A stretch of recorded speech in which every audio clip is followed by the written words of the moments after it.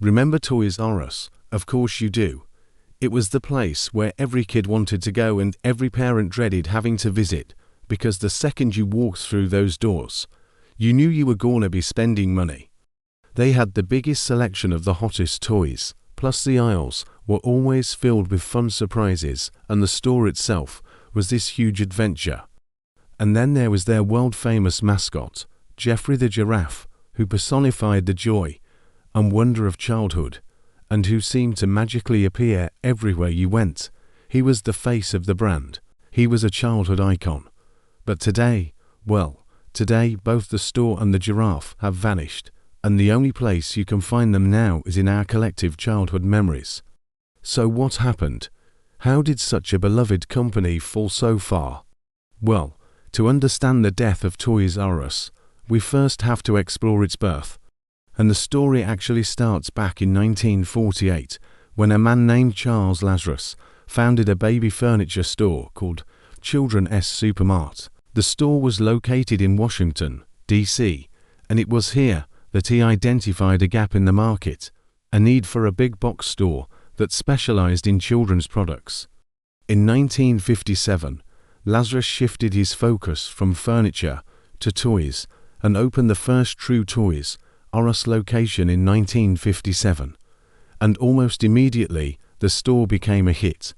But it wasn't just a huge selection of toys that drew customers in.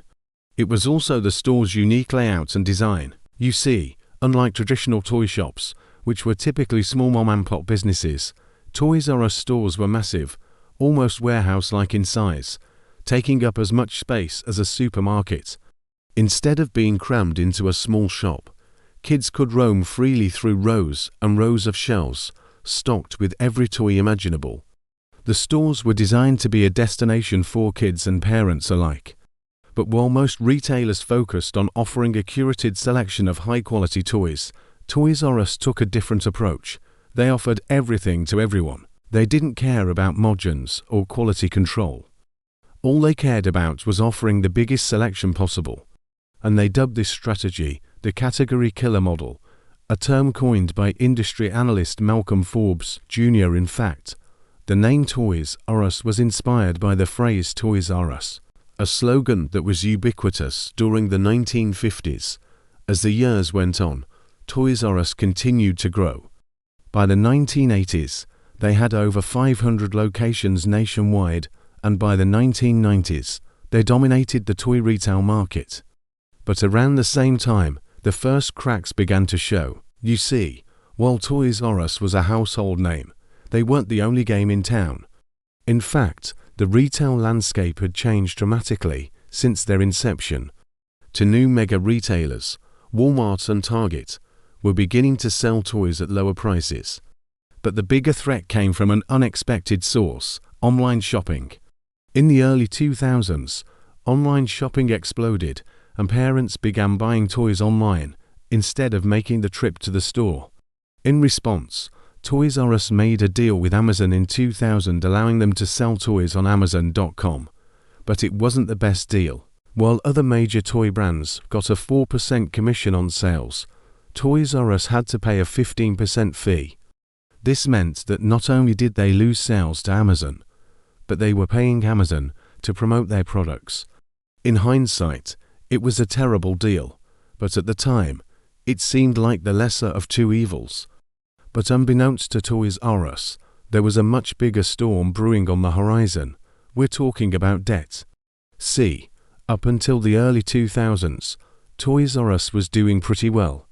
But after 9/11, the economy took a downturn and consumer spending on discretionary items like toys plummeted. In response, Toys R Us began closing stores and cutting costs. They laid off employees, reduced advertising budgets, and stopped stocking seasonal merchandise like Halloween costumes. They were trying to weather the storm, but it didn't work. Their sales kept dropping, and soon they were staring down the barrel of bankruptcy. But right when things looked darkest, a knight in shining armor appeared and saved the company. Or maybe they did. Maybe they were more like a wolf in sheep's clothing. Either way, in 2005, three private equity firms, Kohlberg Kravis Roberts, Bain Capital, and Vornado Realty Trust bought Toys R Us out of bankruptcy for $6.6 billion.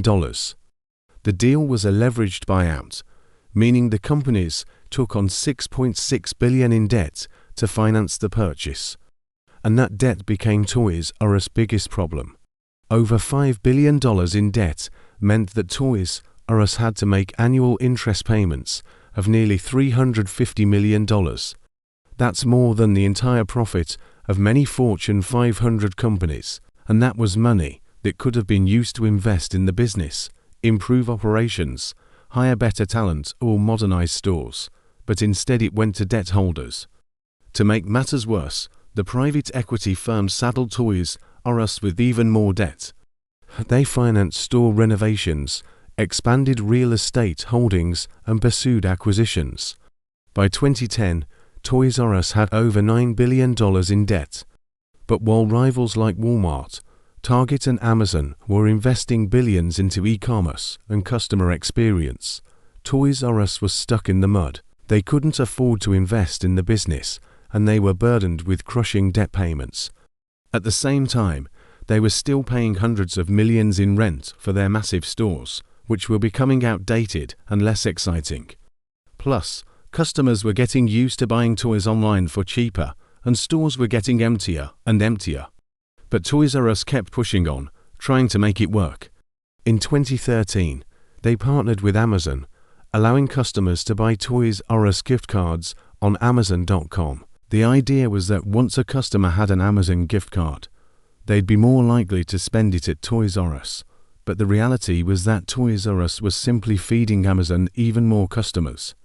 And by 2015, the writing was on the wall. Toys R Us sales peaked in 2014 at $11.9 billion, but they've been steadily declining ever since. In 2016, they closed 180 stores and started testing smaller format stores of 3,000 to 6,000 square feet. But it was too little, too late.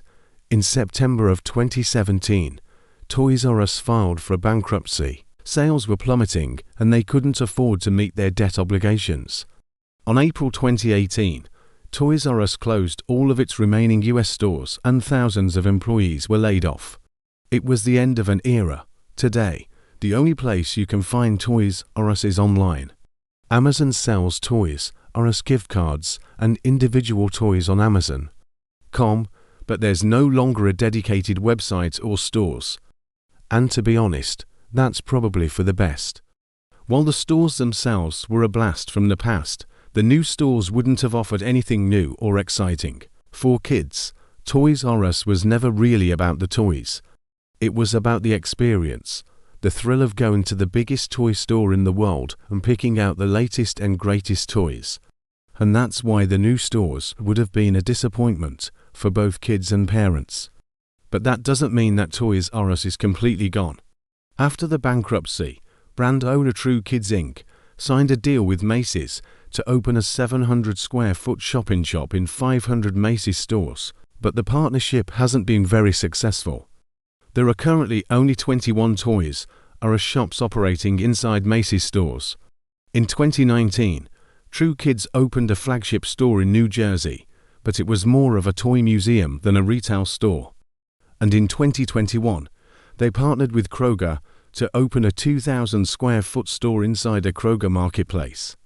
Again, it was more of a novelty than a serious attempt at a comeback. So for all intents and purposes, Toys R Us is gone. The brand lives on, but the stores are gone. And that's a shame, because Toys R Us was more than just a store. It was childhood memories. It was the place where kids went to pick out the latest action figure or doll. It was where kids went to experience the magic of childhood.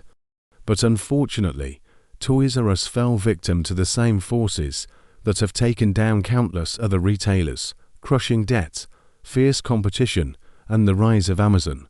Amazon has become the go-to destination for all things e-commerce, and it's no surprise that Toys R Us couldn't compete. Ultimately, the story of Toys R Us is a cautionary tale about the importance of adapting to change. Toys R Us refused to evolve, and they paid the price. Today, They're nothing more than a relic of the past. A nostalgic footnote in the history of retail. Thank you for watching. If you enjoyed this video, please like and subscribe. It's free and it helps out tremendously. See you next time.